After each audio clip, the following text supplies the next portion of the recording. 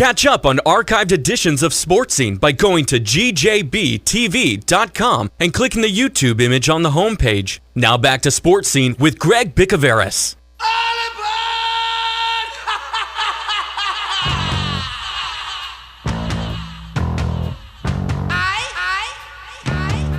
All right, this summer in Miami, less than a week away, the biggest and brightest stars in the game come together for one night.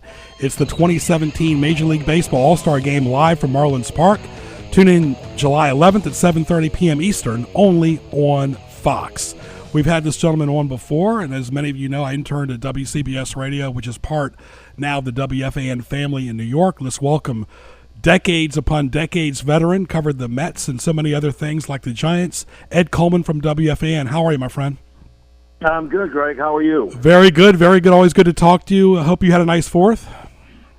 I did. The baseball part of it wasn't particularly interesting to watch. The Mets kind of got their butts kicked on the field, and I don't know if that was rock bottom, but it certainly felt like it watching it. But outside of that, after the game, it was fine. Yeah. Let's give a lay of the land about yourself and your background. I remember 30 years ago when I was interning for Ed Ingles. I was in his car. We were riding around listening to WFAN, just getting started. Different era back then with Greg Gumbel and so many others, but Mike and the Mad Dog were part of it. You were part of it, the Schmooze. Tell us, hard to believe, 30-plus years. Yeah, it is. I'm reminded how old I am all the time when people keep bringing up the 30 years, but it's also nice to be in a place and to be able to work in a place for 30 years. In this business, it doesn't happen very often. It's probably going to happen less and less as the years go on, as so much movement in this business. There's so many things happening on a daily basis that kind of change things. So, being in a place 3 decades, is well, I won't say it's an honor, but it's been an interesting ride, to say the least. And I think there are probably about 5 of us that have been there, from the beginning, July 1st of 1987. So it's been a lot of fun, and I've had a lot of memories brought back to me this year, and talking with old partners and just talking about some of the events over the last 30 years. I guess the biggest thing, too, for WFAN and so many other radio stations back then, when it was WNBC or becoming WFAN, it was strictly AM radio. Now you're a simulcast on FM, on TuneIn, online, and people can share it on Twitter, Facebook. There's so many different ways to listen to radio today compared to 30 years ago. Yeah, no question, Greg, and that's kind of what I meant about staying in one place so long. Things change so quickly in this business. Almost, it used to be on a yearly basis, then it became monthly basis, and now it seems like it's weekly basis. Things change, and the landscape gets changed so much, and different ways people can pick up programming and broadcasts and podcasts, and so it's kind of difficult. And it's, in talking to a lot of young people who want to get in the business these days too, the thing that I'd bring out to them the most is just make yourself as diverse as possible, because there are so many ways you can go, and also sometimes you kind of need to have 2 or 3 jobs just to kind of make ends meet these days. So things are kind of spread out that way. But I think it makes you a better broadcaster, better person, and I know that's how I kind of started way back when I worked for Kurt Gowdy. He kind of taught us to, do a little bit of everything, do some news, do some sports, do, this, that, and the other thing, and I think it worked out pretty well. Yeah, because I met his son, who used to work for ABC. He used to do a lot of horse racing. He was behind the scenes, unlike his father. That's very true, but Kurt Gowdy Jr. right now is one of the heads of SNY, which is the Mets TV affiliate, and Kurt's been there for a number of years and has done a great job there. So he's succeeded, stayed in the business. Kurt had another son and another daughter as well too, and I'm not quite sure whether they remained in the business. I don't think they did, but I know Kurt Jr. did, and he's carved out a pretty good niche for himself. All right, let's talk about baseball. We're right here near the All-Star break, and I guess, as you've well said on WFAN for many years, 162 games really reveals yourself. The Mets already at 38-45, inconsistent, are in dire needs to even possibly make the postseason for the 3rd year in a row. Yeah, no, it's true. They're just a little bit past the halfway point. They hit the halfway point on Sunday, and they had this week ahead of them where they kind of needed to take series. They had played, I guess, some inferior competition, you could put it that way. They played the Giants, swept them. They took 2 or 3 from Miami. They took 2 or 3 from Philadelphia. And then, the Nationals this week and followed by the Cardinals in St. Louis after this series, after an off day Thursday. And they, listen, if you're trying to make up ground, it's tough to win every game, but you've got to win series. And they've already not accomplished that here in Washington. They're going to try to avoid a sweep tonight with, their best pitcher on the hill in Jacob deGrom. But the injuries have taken its toll. But there's a lot of things that have gone wrong with the club this year. Their defense is not what it was last year. They have been for the most part in the middle of the pack defensively. But I think out of the 15 teams in the National League, I think they rank 10th right now, 10th or 11th. That's not going to get it done, especially when you're supposedly a pitching-rich club. And the offense has been, for the most part, pretty good, but it's been inconsistent. And, if they hit home runs, they'll score runs. If they don't, they won't. That's basically it. They had 4 runs yesterday, and all of them came on home runs. And that's kind of the story of their season. So it's been very difficult to kind of piece things together. And, you know what they say, Greg, about a bad baseball team. When you have pitching, you don't have hitting. And when you are able to get some offense going, you don't have the pitching. And that adds up to inconsistency in a bad baseball team. And for covering the Mets as long as you've seen both. When they've had no hitting or had no pitching, you've seen it both. But you think on paper, DeGrom, Harvey, Matt, Syndergaard, Conforto, Bruce, they've got Cespedes, they've got talent, but getting it all together has just been, mind-boggling this year. Yeah, the names are nice, but you don't win with names on paper, and there are many examples of that beyond the Mets, this year and in past years too, and I'm sure it'll be in the future as well. When you break it down, you look at the playoff teams in the National League. Washington obviously won. Just to take the ones that would be there if the season ended now. Milwaukee in the Central. The Dodgers out west, Arizona, Colorado. The Mets haven't played Colorado yet. They still have 6 games to go with them.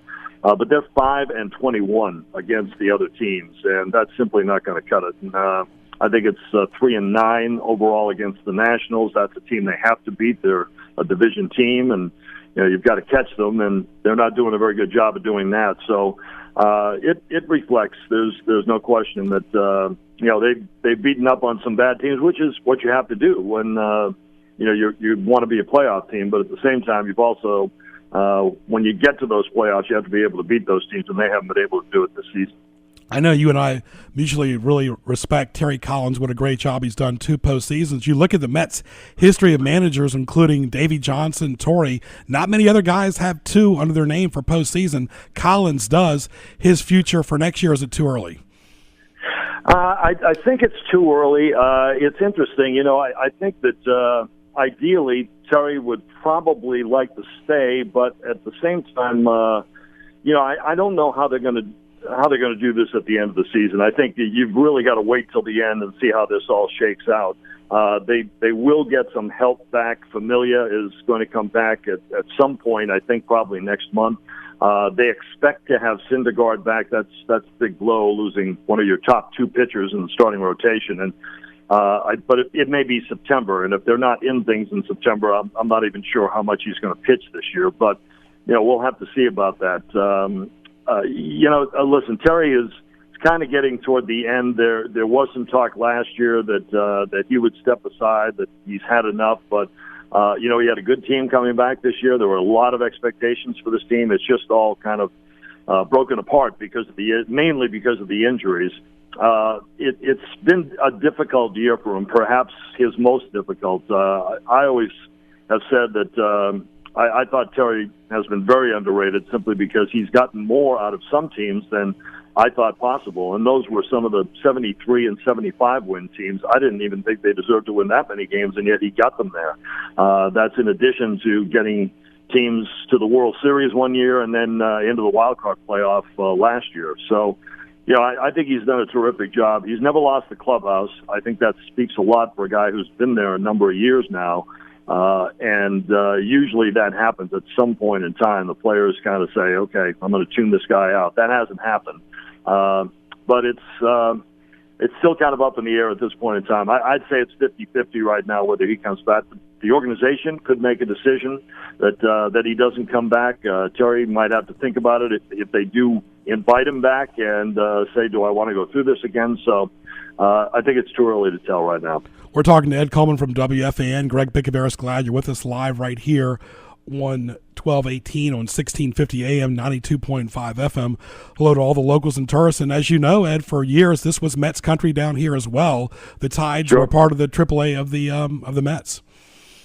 I think that they probably wished they still were, as a matter of fact, because their AAA team is in Las Vegas. Sure. And with all the injuries that they've had this year, it's been rather difficult. Usually they're on the East Coast when they have to summon somebody, and they've had a lot of guys kind of waiting in the wings. They've flown guys in at different times and stashed them in hotels just in case they have to put somebody on the disabled list. It's not the most ideal situation. Of course, when the Mets had Tidewater, it was down the coast, and it was simple to grab a short flight and get to New York.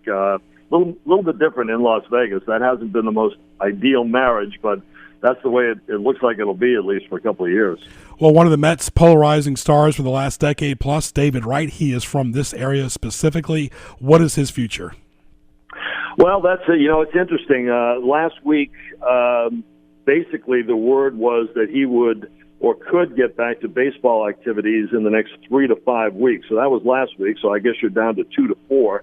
How to read that, it's hard to tell. I mean, I think you're getting to the point where, if David doesn't start baseball activities soon, and very soon after the All-Star break, that it's probably not going to happen for him this season. And that's an awful long time to go with very few games played over the last, say, 3 seasons. He's been in California. He's been working with the back specialist out there that did his surgery. I think the neck surgery that he had was very painful for him last year. I think it took him a long time to recoup from that, and it's basically he's been trying to work up the muscles in his shoulder so he can get back to throwing the way that he used to. I think at some point he'll be able to throw. Now, whether he can throw with the same velocity that he did before, I'm not quite sure. So this has been difficult. It's been very trying for him, and it's been very hard for him. He's been around the team when they're home.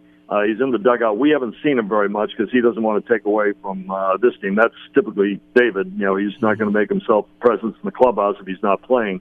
But I know it's been very difficult for him, and you're getting to the point, I think, where it's kind of a crossroads in his career. He's got to get back to playing fairly soon, or it's going to be you're going to be out of baseball for too long to try to come back and be the same player that you were. Yeah, borderline relevancy as well. I mean, he's no spring chicken either. Talking to Ed Coleman from WFAN, Greg Bicouvaris, glad you're with us. And let's talk about the schedule, Nationals, and, of course, at Cardinals, and coming back from the All-Star break, they're home for a little bit.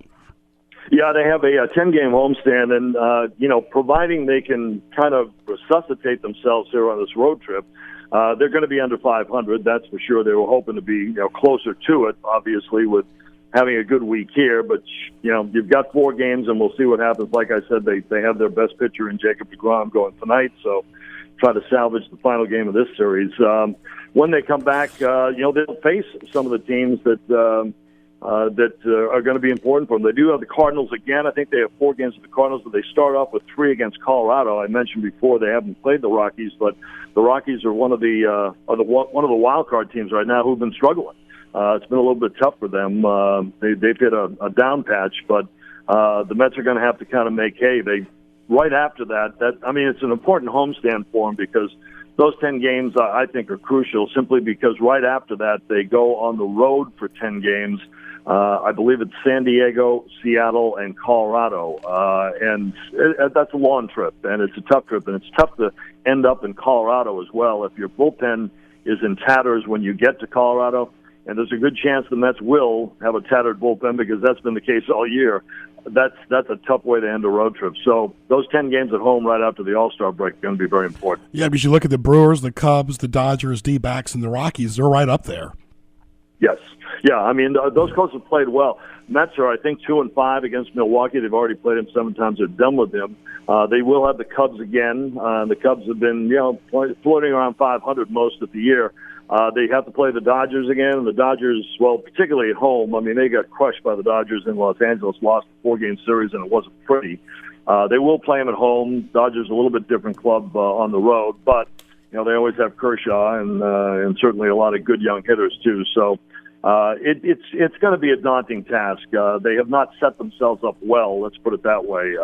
Can they still do it? Well, you talk to Terry Collins, you talk to the players, they believe they can. And honestly, if they're healthy and they can get a little roll going, they do have the talent to do it. I just haven't seen it. At some point in time, if you're going to get back in things when you're this far behind, you need to win, 10 out of 12 or 12 out of 16, whatever it may be. You need to go on a run, and a substantial run for, say 3 weeks or so. And I haven't seen it. I haven't seen this team be capable of doing that, and it's mainly because of injuries. So, but that's what lies in front of them, I should say, and we'll see if they can do it. I want to get one note on the Yankees before we talk about the home run derby and the All-Star game. Yankees above 500. They played solid, but not the last 2 or 3 weeks. The Red Sox have been on fire, and that division has been pretty erratic with the Orioles playing horrible this year, as well as Toronto. The Yankees and the Red Sox will probably go neck and neck, and they're playing very consistent with Judge and company. But your thoughts on the Yanks? Yeah, it's the Mets and Yanks haven't played yet this year. They're going to play in August. They have a 4-game series, sure. 2 there, 2 at Citi Field. So that'll be fun. I'm not sure where the teams are going to be at that point in time. I grew up in Boston. It's hard for New York. I've been in New York now 30 years, but I grew up in Boston. So once you do that, you're always a Red Sox fan. So I obviously keep my eye on the Red Sox, and I kind of like where they are now above the Yankees, but. I think it's going to be an interesting race, especially between those 2 teams. The other 3 teams have struggled and really haven't put things together. But the East, the American League East, is going to be quite the dogfight, I think. And Red Sox playing very well right now, playing well and winning on the road too. So they've opened up a little bit of room against the Yanks. But the Yanks are an interesting team. They're kind of a year early. A lot of young players, Judge, Sanchez, who we'll both see, as a tag team in the home run derby coming up next week at the All-Star game. But they brought up Clint Frazier because they've had some injuries too, and they brought up a lot of the young players. I know Gleyber Torres got hurt. He's a guy that figures into their future, but it's been interesting to watch them. Most people said, well, you'll integrate the young guys this year. Become a better team and really go for it next year. But, circumstances sometimes, push that up a little bit. And that's one of these years. They're right in the thick of things. And I think Aaron Judge is, more than, he kind of burst upon the scene in a big way. He's been a terrific kid and a terrific player, too. Speaking of a kid, the home run derby is full of kids, average age in the mid-20s, and, of course, your thoughts on the All-Star game. I guess that Major League Baseball's got it in Miami because for years that place has done dismal attendance, but I guess they're trying to give that city a boost for baseball. Yeah, and Stanton is going to be in the home run derby, along with Bohr's teammates. So that's obviously a lift as well. They'll fill the place up. It's interesting, anytime the Mets go down to play the Marlins in Miami, it's mostly Met fans. Sure. And they'll fill the building probably about half full, which is more than what Miami normally does. It's an interesting ballpark, and when it's full, it's a lot of fun to be in. It just isn't most of the time, simply because the Marlins have been so-so, and there's not a lot of attraction outside of when the New York teams come down. There are a lot of retired New Yorkers, et cetera, in the Florida market, so they show up. But it'll be interesting to see when the sale goes through, finally and eventually. And also, I think with the Marlins too, what happens before the trading deadline? There is a possibility they could trade away a lot of young stars, which I hope they don't do, because they do have some terrific players there. Christian Yelich, Marcell Ozuna, who'll be at the All-Star game. He may be traded, but if you can get something back, you do it. But I just hope they don't have a fire sale like they've had in the past.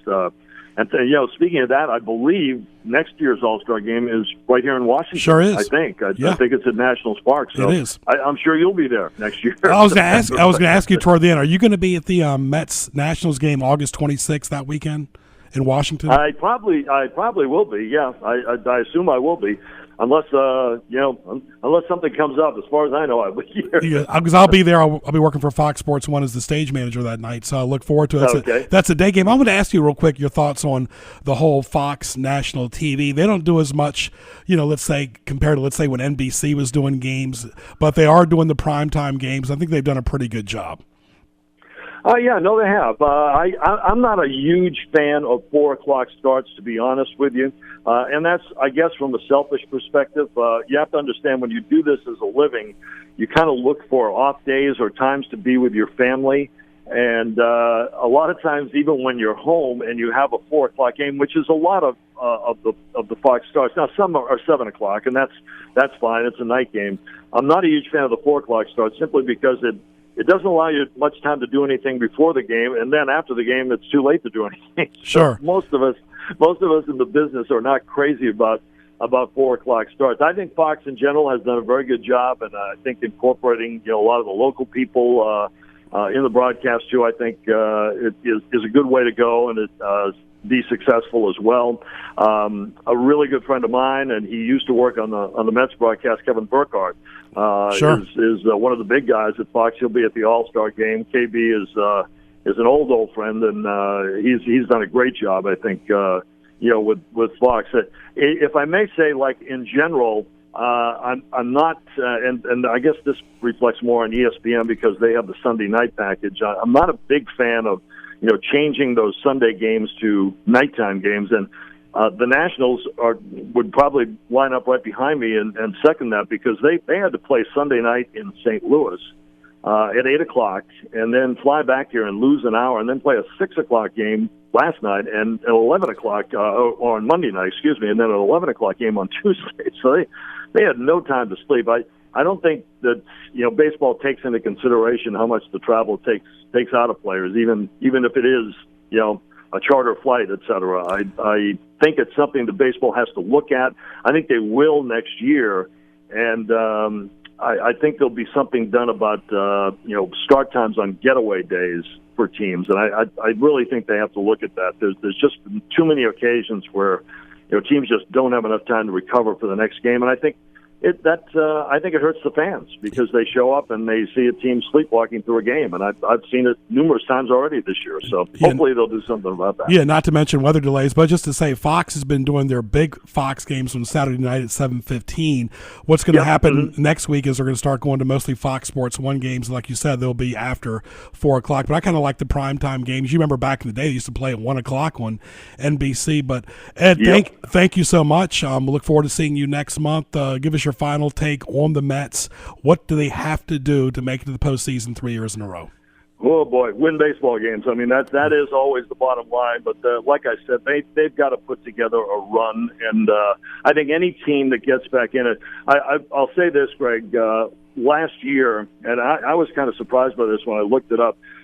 They were a bad baseball team most of last year, flirting around 500 because of injuries, et cetera. They were 2 games under 500 at 60 and 62 on August 19th. I thought it was early August, but I looked it up. It was August 19th. That meant there were only 6 weeks left in the season. Well, they went 27 and 13 over the final 40 games and made the final wild card spot. Of course, they faced Bumgarner. They were out, but they made the playoffs.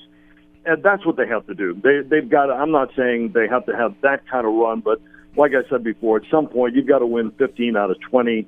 I don't know if they can do that, but that's what they have to do here starting in the second half of the season, and that's the only way you're going to climb back in things. We'll see. Ed, safe travels, stay cool, and, of course, we look forward to seeing you next month in Washington. Thank you for all that you've done for 3 decades at WFAN and for sports radio in general. All right, Greg. Thanks very much. Good talking to you. You too, my friend. Thank you. All right, Ed Coleman right there from Sports Radio 66 WFAN in New York. Greg Bicouvaris, glad you're with us. It does hit close to home with me because I did my internship at WCBS 880 on the dial. WFAN is 660. Don Imus worked there for decades when it was WNBC. And that's one advantage the New York radio stations have, Joe Daniel.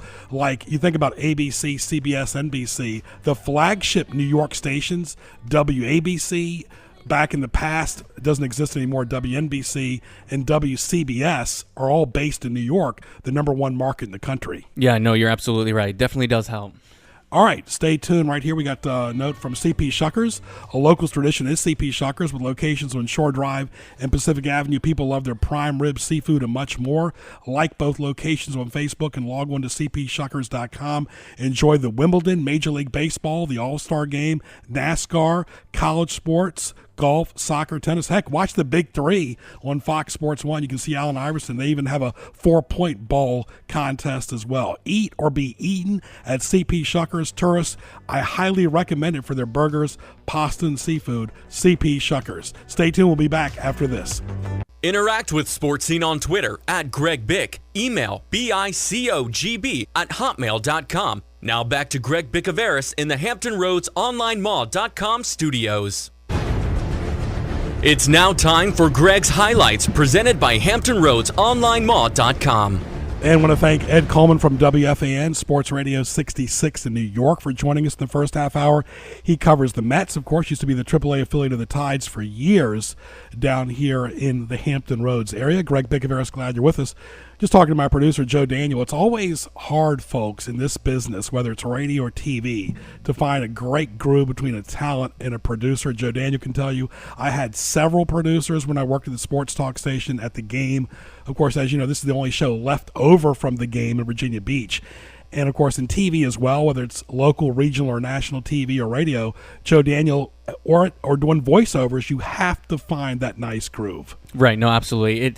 You need that synergy between you and your producer where you both agree on many different things, but also disagree in some aspects to only to benefit, only to make what you're doing actually better. You need that constructive criticism at times, but like you said, it's hard to find somebody who's willing to be honest with you and not just be that yes man. Right, and that's why good shows survive and bad shows don't. Exactly. Yeah. All right, Panera Bread right there at 6255 College Drive in Suffolk. Of course, go by and see Christian and the great staff. 483-3670 in Harborview. Go by and get some excellent soups, sandwiches, salads, breakfast, beverages, bagels. They've got great smoothies too. Food as it should be. Panera, of course, they deliver. Everything is 100% clean as well. They offer catering too and a rapid pickup option. There's something for everyone at PaneraBread.com. Don't wait. Order online. Go by and see Christian, like I said. Something really delicious, great summertime place is Panera. And, of course, during the winter, get some hot soup as well. But you can't go wrong with turkey sandwiches or grilled cheese or ham and cheese or a nice summer salad at Panera in Harborview. All right, we talked about the Mets in the first half hour. They were part of the Mets, now part of the Orioles. Let's welcome our regular Ian Locke. And, Ian, we're going to miss you next week, buddy. All-Star break, Greg. I got to take a little break here every once in a while. Right. Of course, we were talking to Ed Coleman from WFAN. Of course, the biggest issue with the Mets has been consistency. And, of course, they have a longtime Hampton Roads player on their team who's been injured most of his career now, and David Wright. But what is the deal with the Orioles and the Tides right now? What would you say is their health going into the All-Star break? It's funny. The Orioles haven't played great. I mean, they played the first month of the year. I think they were 22-10 out of the gate, and they've scuffled since then. But a lot of it, they're hoping to get healthy here soon. Zach Britton, who's been pretty much on the disabled list pretty much all year, is expected to come off the DL today. So that'll shore up their bullpen. I mean, he was arguably the best pitcher, not just reliever, but best pitcher overall last year.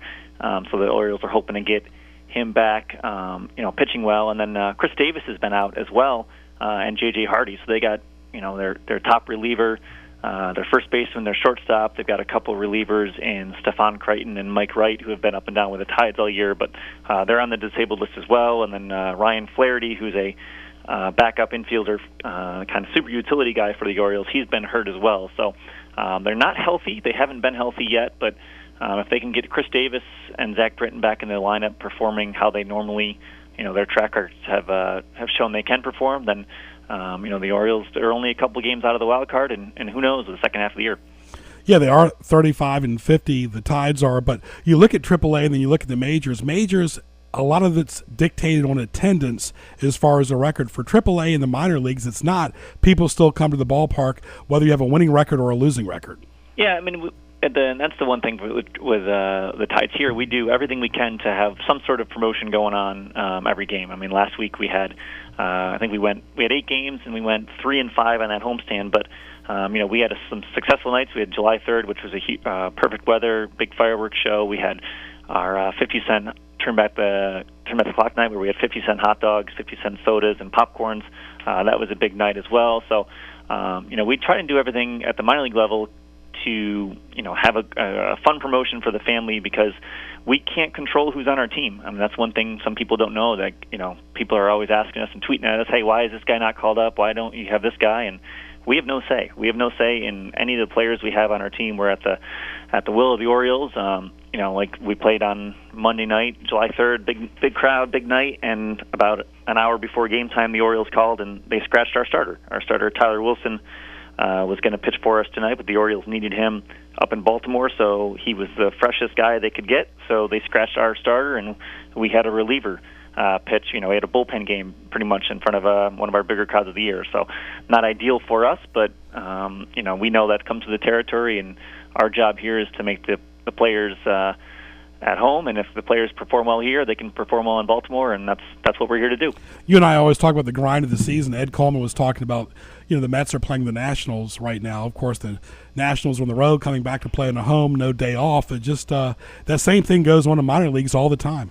Oh, yeah. I mean, we had, I mentioned we had our homestand that just ended on July 3rd. We played a 7:05 game here, finished about 3 hours or so. Team got on a bus after that game on Monday night, probably got on the bus around 11 p.m., and bussed about 10 hours to suburban Atlanta, Gwinnett County. And then we had to play a game yesterday. So, they hop on a bus and travel 10 hours through the night, and just like that, get back at it and play again the next day. And that's, a good thing and a bad thing about baseball is, if you have a bad game, you can, hey, get them again tomorrow. That's a bounce right back kind of thing. But you do play pretty much every day. We're in a stretch now where our last off day was June 12th, and we don't have one until Monday when the All-Star break hits. So that's 27 straight days of games. So it's a grind, not for the not only just the players, but some of the front office people as well who are following the team on a daily basis. Now, you've traveled with the team before in the past, but primarily you're at home. How do you unwind during the season? Because it's a long season.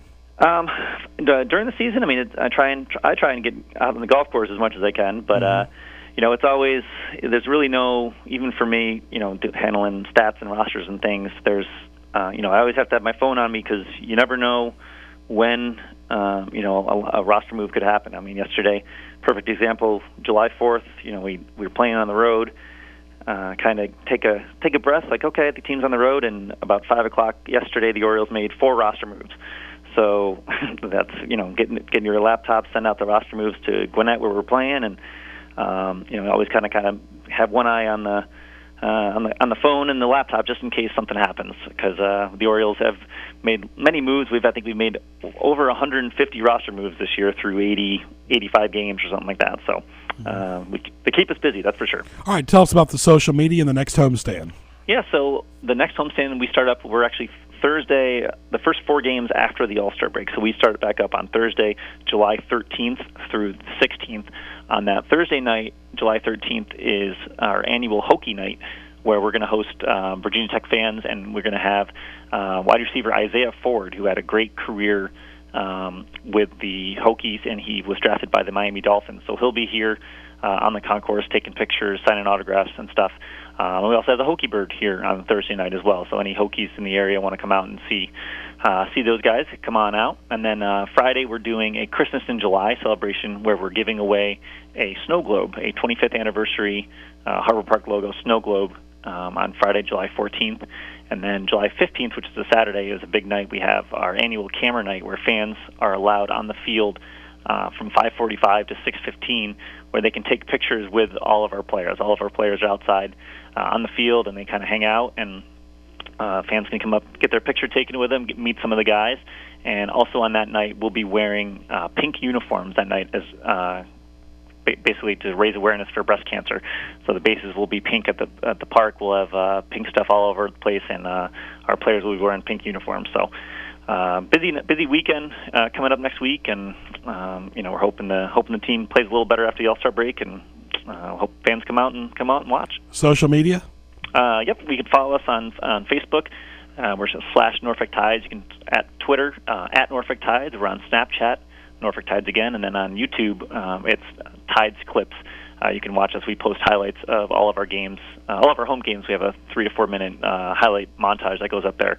You'll also see some of our zany promotions and things like that throughout the season. All right, my friend. Thank you as always. We will talk to you in a couple weeks. Stay cool and enjoy some time off. All right, sounds good. Take care, Greg. Thank you. Ian Locke right there from the Norfolk Tides. And, of course, my question of the week to Joe Daniel is, what's worse, the hot heat or the cold, presented by Buffalo Wild Wings and Newport News at 12150 Jefferson Avenue? Go by and get some delicious wings. They got a great party menu, boneless traditional wings, tenders and more, shareables, excellent desserts, sides, sodas, large crowd. Bring B-dubs, takeout to your event, the next party or event. BuffaloWildWings.com. Wall-to-wall sports. Watch the Wimbledon, Major League Baseball, all the great summer sports, and, of course, the NFL, basketball during the year. Go by and see Paul Odette and the friendly staff right by Patrick Henry Mall. Eat lunch, dinner, late night. You can't go wrong. Excellent specials with wings all the time at Buffalo Wild Wings and Newport News, always giving back to the community. The phone number is 249-3999. Joe Daniel, my friend, what's worse, the oppressive heat or the cold? The heat every time. No contest, no question, the heat every time. It's the worst, especially when it's humid and hot, because then your sweat's not even able to evaporate to cool you off. It's so much easier to warm yourself up if you are cold. You can always rub your arms, you could jump around, you could do something to warm yourself up. But being in the heat, there's no escape. You have to have the AC on. There's nothing worse than your neck sweating at night. Waking up in a puddle of your own sweat, and you wake up and your pillow is it's nearly dripping.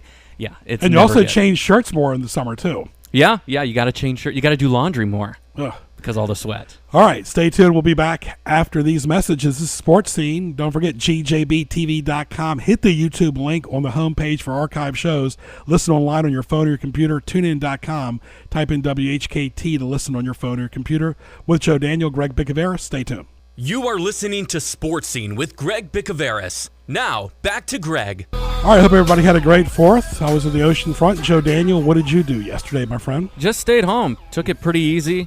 We made homemade ribs for the first time. The crock pot is God's gift to earth. I mean, to being able to actually cook tender ribs in like 20 minutes and then just throw them on the grill to get a little bit of char on them is perfect. It was delicious. I'm learning that being a foodie is always a good thing, my Yes. friends. Of course, don't forget Outback Steakhouse in Kempsville. They got great appetizers.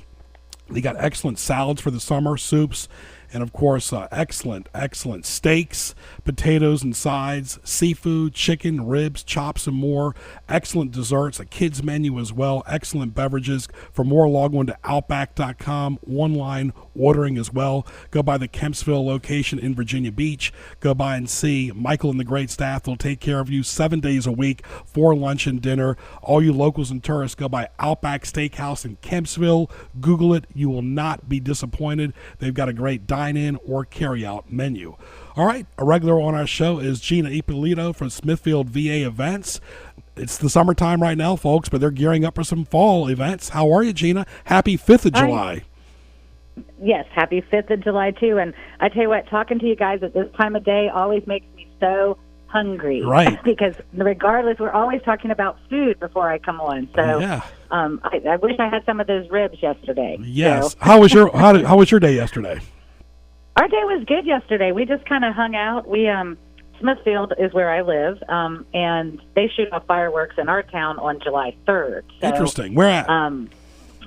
They shoot them off right downtown, and you can see it from anywhere along the river in the downtown area of Smithfield. So I happen to live downtown, so I just walk down the street and get to watch fireworks. So we do that on the 3rd, and so that allows us just to hang out and chill out on the 4th, and we just kind of stay home. And we cooked out yesterday and had a great afternoon. So. All right, what's going on? I know you have some big events coming up in the fall, and this is the time of the year that you encourage sponsors and volunteers and people to buy tickets. Yes, we do. In fact, our next event is, I know it's hard to think about it, but it's October 7th, which honestly will be here before we know it. And after the humidity kicking in yesterday and today. I'm kind of looking forward to fall just a little bit. Yeah. But our next event is the Bacon Bourbon Beach Music Fest. Again, it's October 7th at Windsor Castle Park in downtown Smithfield. The event features Virginia brews. You get half a pound of bacon, which is about 8 cooked thick slices of Smithfield bacon. So it's a little bit different than some of these other bacon fests you see around where you get little tiny tidbits of it. This, you actually get a little plate, and it's got 8 pieces on it, and you can take it into the bacon condiment tent and dress it up or eat it hot off the grill. You can do a BLT wrap. We've got stuff to shake on it. We've got stuff you can dip on it. We've got desserty stuff. You can put chocolate on it. So you can do some stuff to your bacon if you want. And then, of course, we feature, we'll have 7 Virginia breweries there, each with about 4 beers. And then we also have the bourbon tent, which is the big specialty thing at this event. And we'll have between 50 and 60 bourbons, and most of them are high-end, hard to get. I believe we've got at least a dozen, if not getting close to 15 bourbons that are, over $90 a bottle, and a good number of those are $125 to $200 a bottle that'll be available for you to taste. We try to feature bourbons that people wouldn't regularly go into the store and buy because it's a tasting event, and we kind of want you to expose yourself to some new bourbons. So we're getting geared up for that. Tickets go on sale to the general public July 26th at 7 o'clock in the morning, and the second release for the second half of those are July 27th at 8 o'clock at night. But you're right. Prior to that, we do have currently ways to get tickets on sale now. Yeah, people are always looking for something to do. And just like a wedding, you have to save the date, especially for your events that are several times a year. Yes, we do 2 other events. We do the Bob Fest in January, which is Bloody Marys, oysters, barbecue stew, all under 45,000 square feet of heated tent space, and the DeLoreans are the band for that. And then we do a wine and brew fest in April. And we do limit the attendance to our events. We are fortunate to have this beautiful site on the river here in Windsor Castle Park. We use the historic easement section, and we only do, like 3,000 people for the event. So it's not overly crowded, but it does mean not only do you need to save the date for the event, but you've also found this past couple of years that you need to save the date for the day tickets go on sale, because they historically have been selling out within, I would say, 2 to 5 minutes each time we do a release on tickets. So there are some ways you can get tickets to the Bacon Fest coming up in October early, and a lot of that information is on our website. We actually have $100 VIP tickets that you can actually purchase now to any of the next 3 events. You pay a little bit more for it, but you don't have to hassle and fight with the frenzy of the online ticket buying. So that information is available on the site. We have chalets, party chalets, sponsorship tables, small business sponsorships. You also can call any of the local hotels and go ahead and book a hotel room and add tickets to your hotel reservation. And you can do all of that stuff now before tickets go on sale to the public. And give us your website. The website is www.smithfieldvaevents.com. Very good. And if you're interested in the Bacon Fest, click on the Bacon Fest logo and it'll take you there.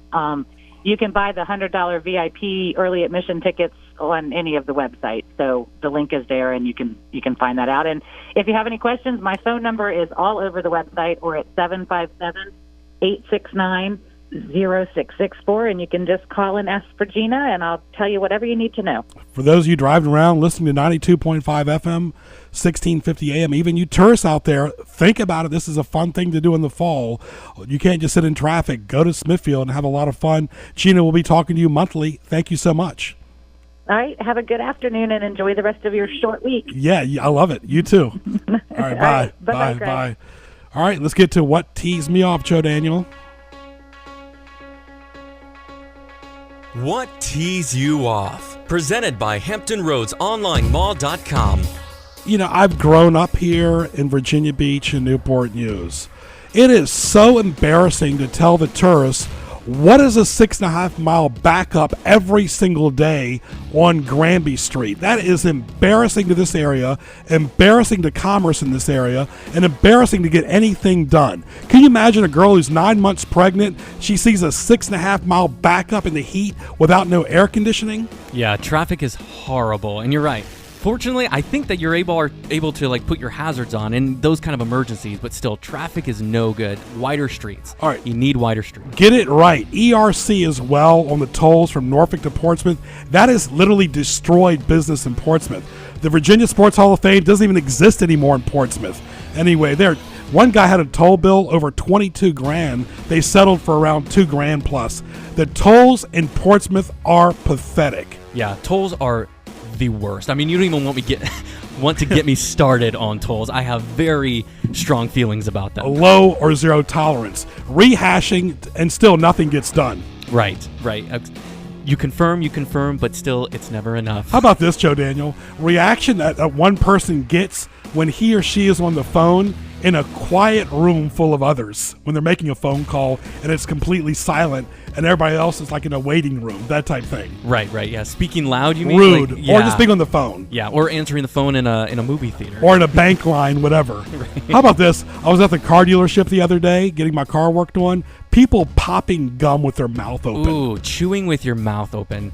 Yeah, no. I don't want to hear you popping, old man. I really don't. My wife gets after me and the kids, and we chew with our mouth closed, but she just has really sensitive ears, I guess. Yes. Because she tells us, you're chewing literally in my ear, and we're like all the way on the other side of the room. Exactly. She's right. Yeah, Tell her I be agree polite. with her. Yes. Chew with your mouth closed. Tell your wife I agree with her. She'll get extra spaghetti-etties for that. All right. Well, how about this? Waiting for your car to get fixed, only to realize they've ordered the wrong part. Oh, my gosh, yeah. And then you have to wait another 2 weeks in order for them to get the right part. All right, I want to thank everybody for joining us today. We always have a lot of fun, Joe, Daniel, and I.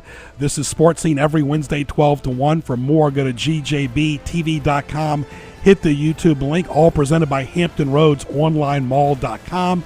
At Greg Bick on Twitter. Archives, gjbtv.com. Hit the YouTube link. Thank you, Ed Coleman from WFAN, Ian Locke from the Norfolk Tides, and Gina Ippolito. Happy 5th of July. Stay cool. Enjoy the beautiful ocean of Virginia Beach. We'll talk to you next Wednesday. For JD, I'm Greg Bicouvaris. We'll talk to you soon.